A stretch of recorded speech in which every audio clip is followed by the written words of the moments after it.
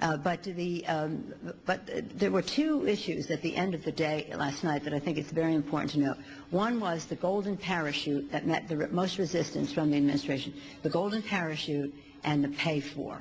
And we were insistent, Democrats and Republicans alike, insistent that this not be any cost to the U.S. taxpayer. Everybody had their ideas about how that would work.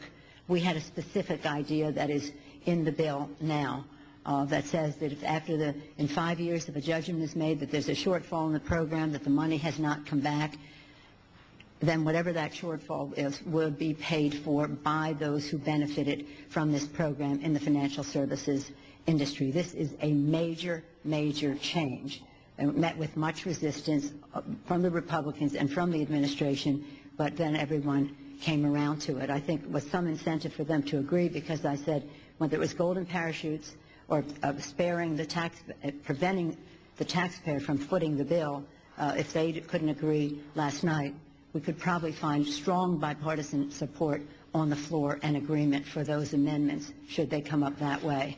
I think that was a little persuasive to them that we probably should agree to them last night. Just one more, because I have to go to the Speaker, would you consider alterations to the bill if we bring forward more House Republicans or those who like the bill is frozen. It's on the internet. The public is looking at it. That's the bill that we will bring to the floor. Thank you.